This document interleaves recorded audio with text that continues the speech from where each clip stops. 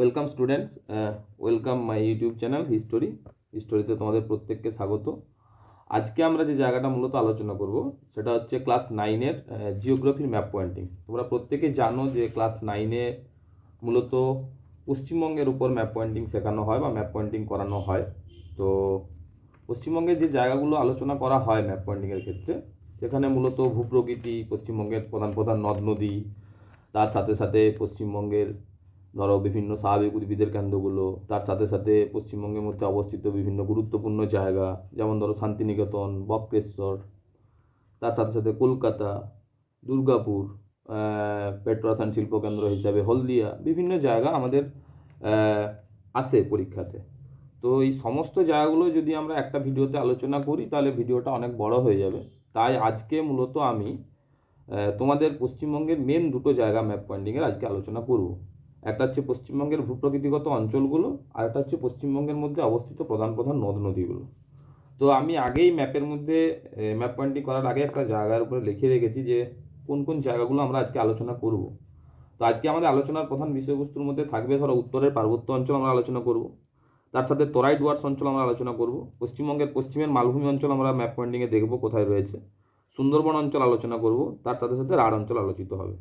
আর পশ্চিমবঙ্গের নদ নদী আলোচনা করতে গিয়ে আমরা মূলত উত্তরের যে পার্বত্য অঞ্চল রয়েছে সেই পার্বত্য অঞ্চলের প্রধান তিনটা নদী, তিস্তা, জলঢাকা এবং তোরসা, তার সাথে সাথে গঙ্গা নদী আলোচনা করব, বাংলার দুঃখ নামে পরিচিত দামোদরকে আমরা আজকে ম্যাপ পয়েন্টিং আলোচনা করব, তার সাথে সাথে অজয় নদী, তার সাথে সাথে শিলাবতী এবং কংসাবতী, এবং সুন্দরবনের একটা বিখ্যাত নদী যার নাম হচ্ছে মাতলা, আর সুবর্ণরেখা এবং গঙ্গার প্রধান উপনদী আমরা ভাগীরথীকে আজকে ম্যাপ পয়েন্টিংয়ে আলোচনা করব।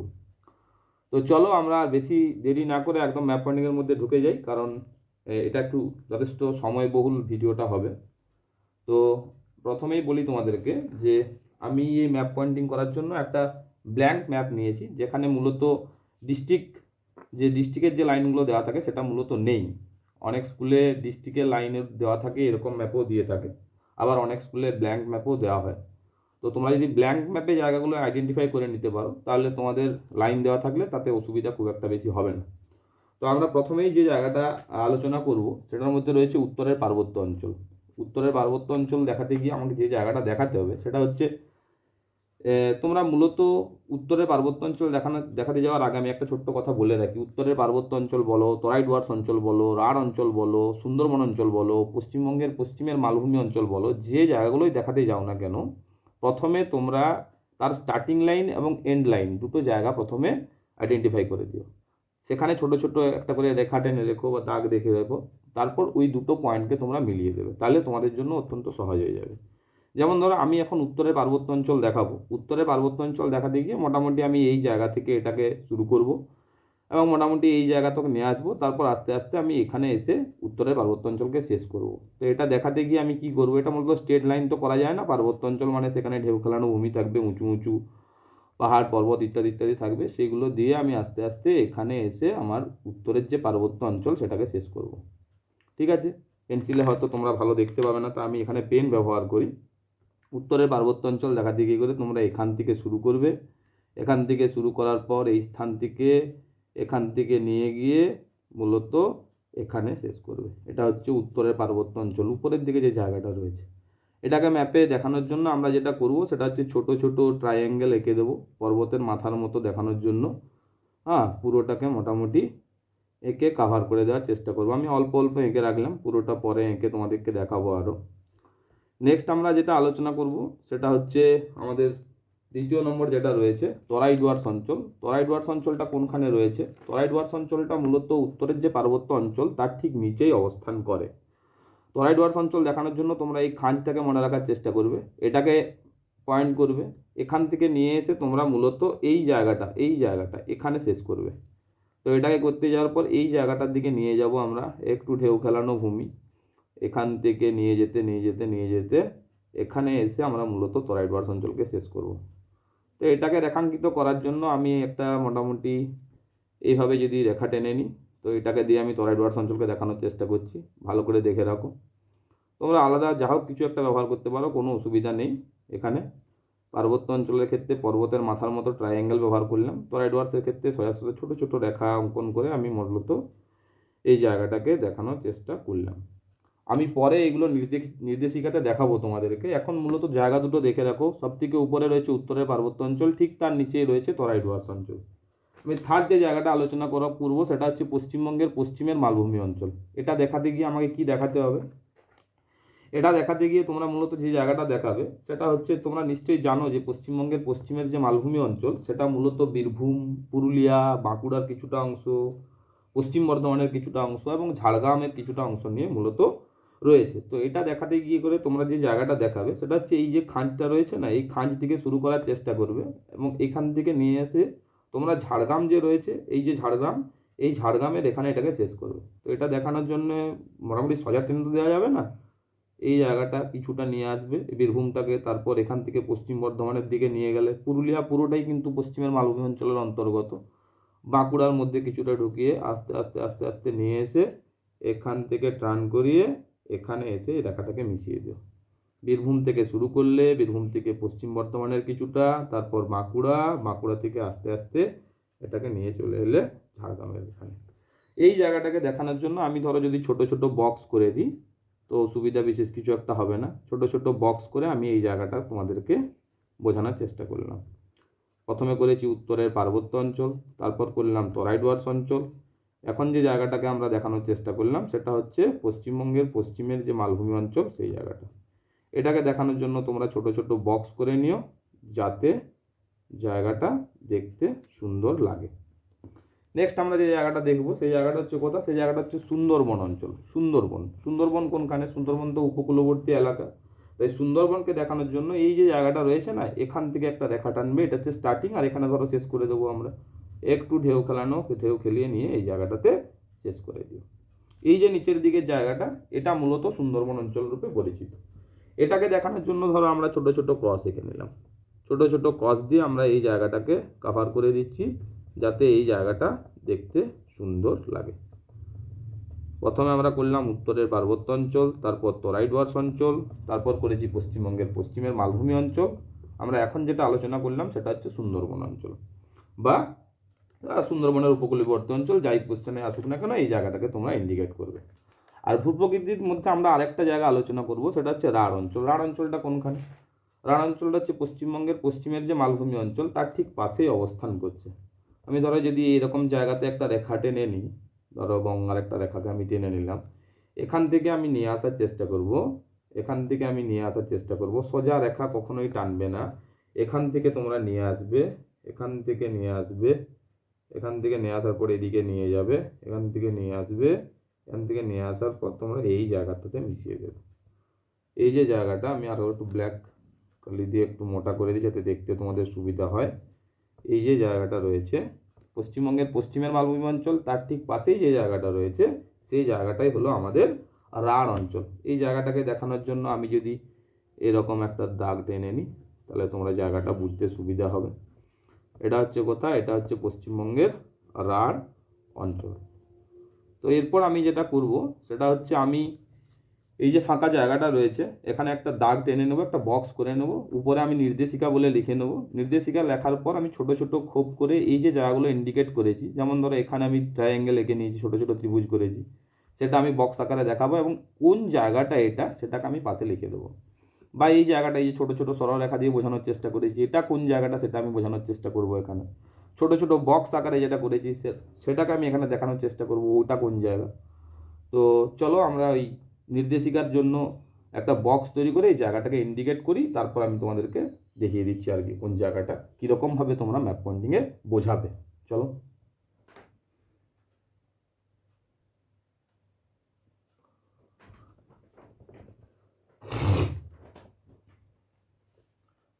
তো দেখো মোটামুটি আমি ম্যাপটাতে নির্দেশিকা রেডি করে ফেলেছি। এখানে আমরা সমস্ত জায়গাগুলো ইন্ডিকেট করানোর পর তোমরা যেটা করবে, এই ধারে যে ফাঁকা পেজটা রয়েছে সেখানে উপরে নির্দেশিকা একটা বক্স করবে, বক্স করে যে জায়গাগুলোকে তুমি যে যে চিহ্ন দিয়ে দেখিয়েছো সেগুলো ছোট ছোট বক্সের মধ্যে এঁকে নিয়ে আমরা ওই জায়গাগুলোকে লিখে দেবো কোন জায়গা। যেমন ধরো আমি ট্রায়াঙ্গেল দিয়ে দেখিয়েছিলাম, ছোট্ট একটা বক্স করে ট্রায়াঙ্গেলগুলো করে দিয়েছি, এখানে আমি লিখে দিয়েছি এটা কোন জায়গা ছিল, এটা ছিল উত্তরের পার্বত্য অঞ্চল। নেক্সট উত্তরের পার্বত্য অঞ্চলের ঠিক নিচে আমি ছোট ছোট রেখা দিয়ে দেখিয়েছিলাম, ছোট ছোট রেখা দিয়ে আমি বক্স করে দেখানোর চেষ্টা করেছি এবং তারপর আমি দেখিয়ে দিয়েছি এটা কোন জায়গা আমি ইন্ডিকেট করেছি, তরাই ডুয়ার্স অঞ্চল। ছোট ছোট বক্স করে আমি যে জায়গাটাকে দেখাচ্ছিলাম সেটা হচ্ছে পশ্চিমবঙ্গের পশ্চিমের মালভূমি অঞ্চল আমি লিখে দিয়েছি। এখানে ছোট ছোট ক্রস দিয়ে আমি যে জায়গাটাকে ইন্ডিকেট করেছি সেটা মূলত সুন্দরবন অঞ্চল, এটাকেও আমি এখানে লিখে দিলাম। আর পশ্চিমবঙ্গের পশ্চিমের মালভূমি অঞ্চলের ঠিক পাশেই যে জায়গাটা রয়েছে সেটা হচ্ছে রাঢ় অঞ্চল, এটাকে আমি এখানে ইন্ডিকেট করে দেখানোর চেষ্টা করেছি। তো পশ্চিমবঙ্গের ভূপ্রকৃতির মধ্যে এই 4-5টা জায়গা কিন্তু অত্যন্ত ইম্পর্ট্যান্ট। তোমরা এই জায়গাটা একটা স্ক্রিনশট করে রাখতে পারো, বা তোমরা নিশ্চয়ই ভালো করে দেখেই নিয়েছো, এটা স্ক্রিনশট করে রাখো যাতে তোমাদের পরবর্তীতে নিজেদের বাড়িতে করতে সুবিধা হয়।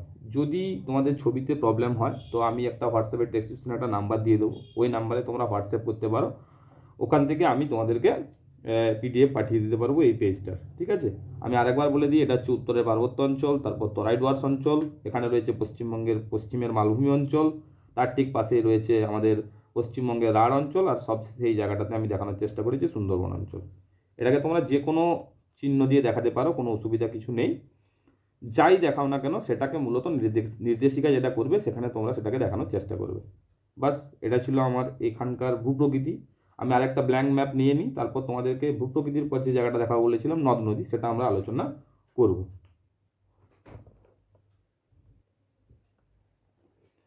তো দেখো, আমরা আরেকটা ব্ল্যাঙ্ক ম্যাপ নিয়ে চলে এসেছি। এই ম্যাপটাতে মূলত আমি তোমাদেরকে পশ্চিমবঙ্গের যে প্রধান প্রধান নদীগুলো বলছিলাম সেগুলো দেখানোর চেষ্টা করব। তো প্রথম যে নদীটা আমরা দেখাবো সেটা হচ্ছে তিস্তা নদী, এখানে আমি ইন্ডিকেট করে রেখেছি। তো নদ নদী আলোচনা করার ক্ষেত্রে আমি একটা ছোট্ট জিনিস তোমাদেরকে বলে দিই। নদ নদী আলোচনা করার ক্ষেত্রে তোমরা কখনোই কিন্তু স্ট্রেট লাইন করবে না, কারণ নদী কখনোই সোজা পথে যেতে পারে না, নদীর চলার পথে আঁকাবাঁকা থাকবে, এটাই স্বাভাবিক। তো নদী যাই দেখাই না কেন, নদীটা কিন্তু সবসময় আমরা আঁকাবাঁকা দেখানোর চেষ্টা করব। আরেকটা কথা মনে রাখবে, নদীটা কোন দিক থেকে কোন দিকে প্রবাহিত হচ্ছে সেটা দেখানোর জন্য আমরা মূলত নদীর যে রেখাটা এঁকেছো সেখানে এরো দিয়ে তুমি দেখিয়ে দেবে যে নদী এদিক থেকে এদিকে চলছে, বা নদী এই পাশ থেকে এই পাশে যাচ্ছে, যেদিকেই যাক না কেন আমরা মূলত রেখাগুলো আলোচনা করব। তো আমরা যে নদীটা প্রথম আলোচনা করব সেই নদীটা হচ্ছে তিস্তা নদী। তিস্তা মূলত পশ্চিমবঙ্গের উত্তরের যে পার্বত্য অঞ্চল, সেই উত্তরের পার্বত্য অঞ্চলের একটা নদী। তো এটাকে দেখানোর জন্য আমি যে জায়গাটা তোমাদেরকে দেখানোর চেষ্টা করব, মূলত তিস্তা এই জায়গাটা থেকে পশ্চিমবঙ্গের বাইরে বেরিয়ে গেছে, আর এই জায়গা থেকে আঁকার চেষ্টা করবে। এটা আঁকার পর এখান থেকে তোমরা বার করে দেবে। তিস্তা মূলত একটু বড় নদী বটে, তাই নদীটাকে একটু বড়োভাবে দেখানোর জন্য, বেশি জল বহন করে এরকম বোঝানোর জন্য তোমরা তিস্তার যে রেখাটা টানবে সেটাকে মোটামুটি একটু মোটা করে দিও। তিস্তা মূলত কোন দিক থেকে কোন দিকে প্রবাহিত হচ্ছে, আমি যদি ম্যাপের কথা বলি তাহলে ম্যাপের এই পাশটা হচ্ছে উত্তর দিক, নিচ দিকটা হচ্ছে দক্ষিণ দিক, তাই এটা মূলত এই পাশ থেকে উপর থেকে নিচের দিকে আসছে, তাই আমি এটাকে এদিকে দেখানোর চেষ্টা করব। এটা হচ্ছে আমার তিস্তা নদী। তিস্তার পরে আমি যে জায়গাটা আলোচনা করব সেটা হচ্ছে জলঢাকা। মনে রাখবে তিস্তার ঠিক পাশে যে নদীটা রয়েছে সেটা হচ্ছে জলঢাকা। জলঢাকাকে দেখানোর ক্ষেত্রে যেটা করবে তোমরা তোমরা এখান থেকে জলঢাকাকে দেখানো শুরু করবে, এখান থেকে দেখানো শুরু করবে, এখান থেকে ঠিক এই জায়গাটাতে বার করে দেবে। এখান থেকে শুরু, এখান থেকে ব্যাস। জলঢাকার ক্ষেত্রেও সেম, তিস্তার মতোই ও রুটটা ছিল, ও মূলত ধরো এই পাশ থেকে এইদিকে প্রবাহিত হচ্ছে। এটা হচ্ছে আমার জলঢাকা নদী। আমি এখন লিখলাম না, প্রথমে তিস্তা নদী, তারপর একটা হচ্ছে জলঢাকা নদী। আরেকটা নদী আমাদের রয়েছে উত্তরের পার্বত্য অঞ্চলে, যার নাম হচ্ছে তোরসা। তোরসাটা কোনখান থেকে কোন দিকে প্রবাহিত হয়েছে, তোরসাও ঠিক এর পাশেই রয়েছে। তোরসা মূলত এই জায়গা থেকে আসছে, আস্তে আস্তে আস্তে আস্তে এই জায়গা থেকে প্রবেশ করার পর আমরা দেখতে পাবো পশ্চিমবঙ্গের বাইরে বেরিয়ে গেছে। তো এই জায়গাটাকে দেখানোর জন্য একটু মোটা করে দিতে পারো, কারণ তোরসাটাও মোটামুটি জল বহন করে থাকে। তো তোরসাকেও আমরা সেমভাবে দেখাবো, এইখান থেকে এইদিকে আসছে তাই দেখানোর চেষ্টা করব। তিনটা নদীকেই মূলত আমি একটু নামগুলো একটু লিখে দিই নিচে নিচে। এই প্রথম যে নদীটা আমরা আলোচনা করেছিলাম সেটা ছিল তিস্তা নদী, তাই এটাকে নিচে লিখে দিও তিস্তা। এই যে নদীটা ছিল সেটা ছিল মূলত কোন নদী, সেটা ছিল মূলত আমাদের জলঢাকা নদী, তাই এটাকে আমি জলঢাকা বলে লিখে দিলাম। এই যে নদীটা ছিল সেটা কোন নদী ছিল, এটা ছিল মূলত তোরসা নদী, তাই এটাকে আমি তোরসা বলে লিখে দিলাম। নেক্সট যে জায়গাটা আমরা আলোচনা করব সেটা একটু আলোচনা নিয়ে আসি। তিস্তা, জলঢাকা, তোরসা আমাদের হয়ে গেল। নেক্সট আমরা আলোচনা করব গঙ্গা নদী। গঙ্গা মূলত আমরা দেখতে পাবো কোন জায়গাতে পশ্চিমবঙ্গের মধ্যে প্রবেশ করেছে সেটা মনে রাখতে হবে তোমাদেরকে।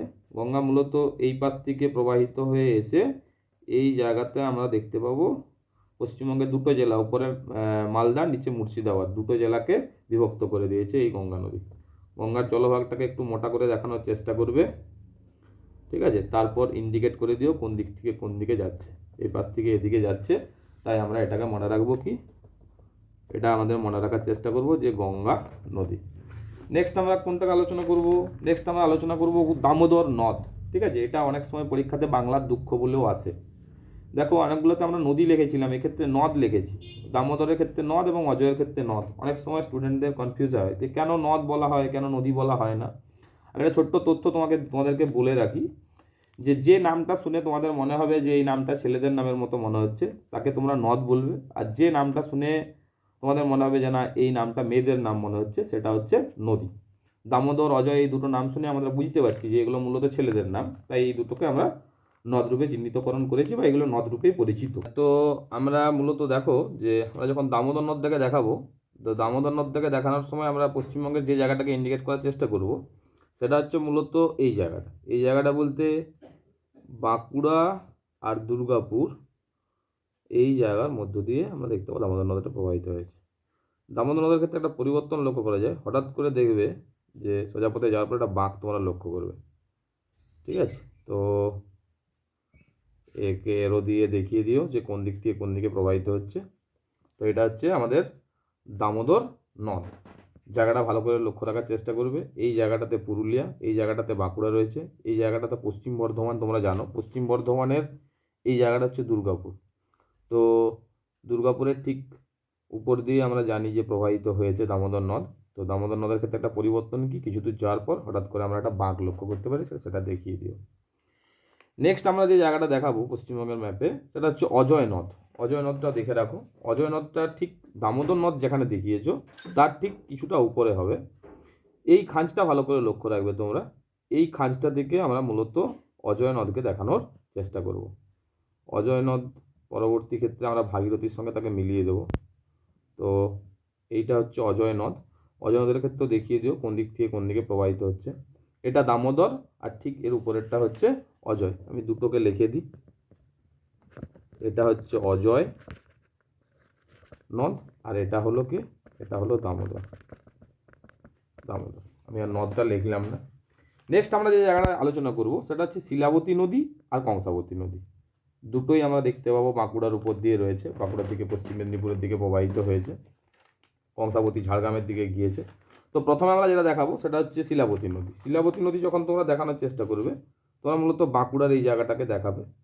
এই জায়গাটা থেকে প্রবাহিত হয়েছে, এই জায়গাটা থেকে প্রবাহিত হয়েছে, তারপর একটা বাঁক লক্ষ্য করিয়ে দেখিয়ে পশ্চিম মেদিনীপুরের দিকে প্রবেশ করিয়ে দিও। এরও দিয়ে দেখিয়ে দিও যে এটা হচ্ছে শিলাবতী নদী। শিলাবতী নদীর পর যে জায়গাটা আমরা আলোচনা করবো সেটা হচ্ছে কংসাবতী নদী। কংসাবতীটা আমরা কোনখানে দেখাবো? ঠিক শিলাবতীর পাশেই কংসাবতী নদীটাকে, তবে ঝাড়গ্রামের দিকে নিয়ে যেতে হবে আমাদেরকে।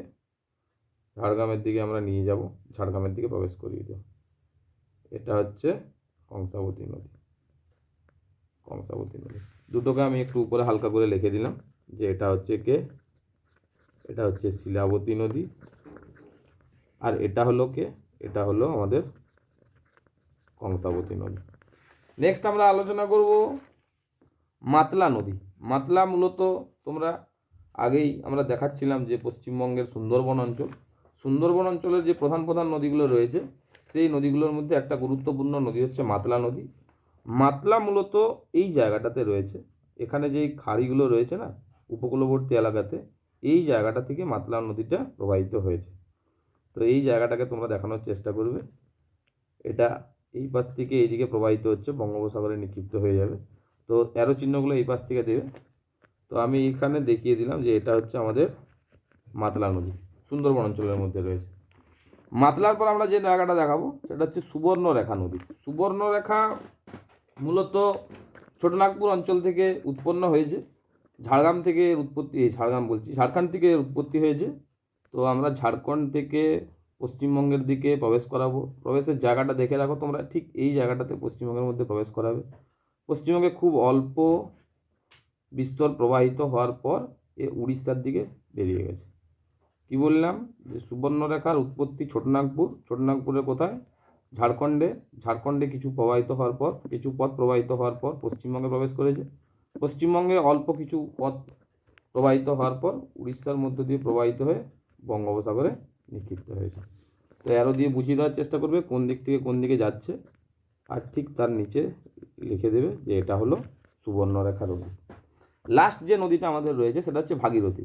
ভাগীরথী অত্যন্ত ইম্পর্ট্যান্ট, যে গঙ্গা নদীর প্রধান উপনদীর মধ্যে একটা নদী হচ্ছে ভাগীরথী নদী। তো ভাগীরথী নদীটাকে আমরা কোন জায়গা থেকে দেখাবো একটু দেখে রাখো। গঙ্গা নদী যে প্রবেশ করলো পশ্চিমবঙ্গে, দুটো জেলাকে বিভক্ত করছে, উপরে মালদা, নিচে মুর্শিদাবাদ। এই প্রবেশ করার পর, দুটো জেলাকে বিভক্ত করার পর, তো তোমরা তো প্রত্যেকেই জানো যে নদীটা বাংলাদেশের দিকে প্রবাহিত হয়ে গেছে। ঠিক এই জায়গাটাতে একটা গঙ্গার উপনদী সৃষ্টি হয়েছে, যে উপনদীটা ভাগীরথী নামে পরিচিত। তো এটা আস্তে আস্তে আস্তে আস্তে এখানে এসে মিলিত হয়েছে। বিভিন্ন জায়গায় বিভিন্ন রকমের নাম রয়েছে, তো আমরা এটাকে দেখানোর চেষ্টা করবো। এটা হচ্ছে ভাগীরথী। যে অজয় নদটা তোমরা দেখিয়েছিলাম, এই অজয় নদটা আমরা জানি কিছু দূর প্রবাহিত হওয়ার পর ভাগীরথীর সঙ্গে মিলিত হয়ে যাবে। তো এটা হচ্ছে কি, এটা হচ্ছে গঙ্গার প্রধান উপনদী ভাগীরথী।